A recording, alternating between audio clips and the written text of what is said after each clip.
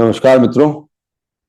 अभी उड़ीसा में एक बहुत ही दर्दनाक ट्रेन का एक्सीडेंट हुआ है और उसमें इस समय तरह तरह की चर्चाएं हो रही हैं।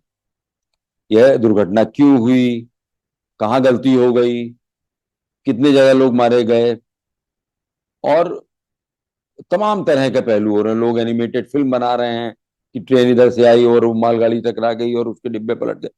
देखिए, मैं आज जो आपसे ही चर्चा कर रहा हूं उसमें मैं इसका एक बहुत अलग पहलू उठाना चाहता हूं।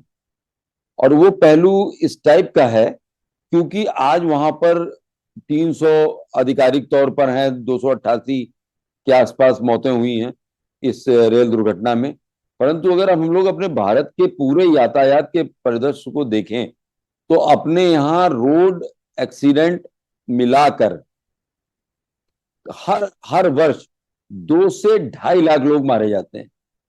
तो यातायात में कोई भी व्यक्ति है वो अपने घर से निकलता है कि मैं अपने गंतव्य तक पहुंचूंगा, अपनी डेस्टिनेशन तक पहुंचूंगा और लौट के आऊंगा, परिवार में खुशियां बरकरार रहेंगी। पर आज की डेट में भारत की जो सड़कों की दशा है, भारत के जो रेलों की दशा है, उसमें आज की डेट में इतना भय है कि हम ये नहीं कह सकते कि हम अपने घर से निकले हैं तो वापस सही सलामत अपने घर में आ जाएंगे। वजह क्या है? इसकी सबसे पहली वजह है जल्दबाजी। अगर हम सड़क यातायात की बात करें तो सबसे बड़ी वजह है जल्दबाजी।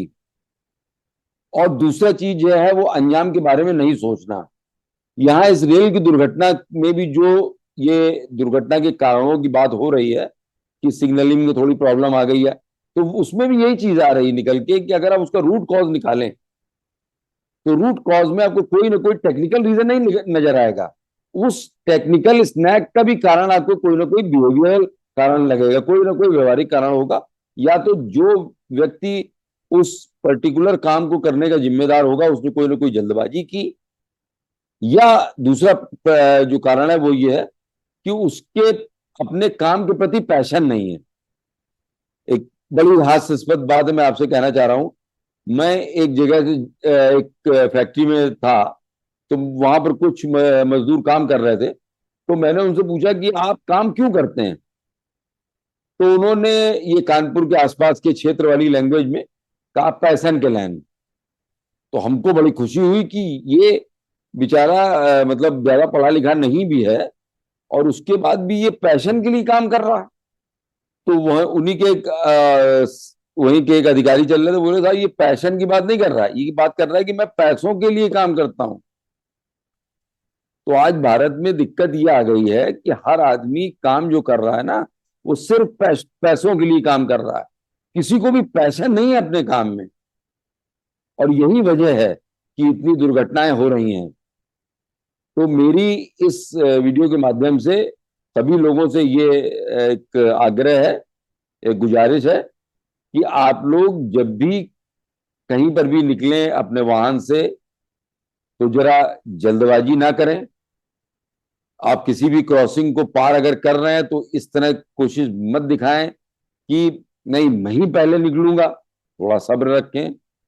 और मैं अपने भारतीय रेल के प्रत्येक कर्मचारी से ये रिक्वेस्ट करूंगा कि आपका एक सेकंड हजारों लोगों की जिंदगियों को इधर से उधर कर सकता है।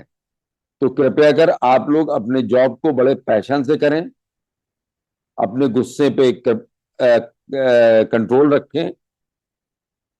अब इसमें एक थोड़ा सा ये जो भोप अभी में उड़ीसा वाला ट्रेन हादसा है, इसमें कई और भी एंगल तलाशे जा रहे हैं, इसीलिए रेल मंत्रालय ने सीबीआई की इंक्वायरी की बात की है। तो आपको किसी से भी नाराजगी है, पर आपको अपने देश से नाराजगी नहीं होनी चाहिए। जिन लोगों की आपने कभी शक्ल नहीं देखी है, उन लोगों को आप अगर मार देंगे जरा सी कोई गड़बड़ी करके, तो उससे आपका कोई भी उद्देश्य सफल नहीं होने वाला है। इस तरह की हरकतें, आतंकवादी हरकतें अगर कहीं भी थी, अभी तो निकल के नहीं आई, अगर थी या किसी ने खुन्नस की वजह से किया है, तो मैं उन लोगों से कहूंगा कि भैया उससे पहले उन रोते बिलखते बच्चों की, उन रोते बिलखते माँ बाप की तस्वीर अपनी आंखों के सामने ले आया करो, जब उनके बेटे या परिवारीजनों को मारने की आप सोचते हो। और केवल मैं एक बात और कहना चाहूंगा पूरे विश्व के आतंकवादियों से, कि अगर एक तरफ आतंकवाद से ऐसा लगता है कि जैसे वो बहुत ही खूंखार लोग हैं, पर वो मर्द नहीं है।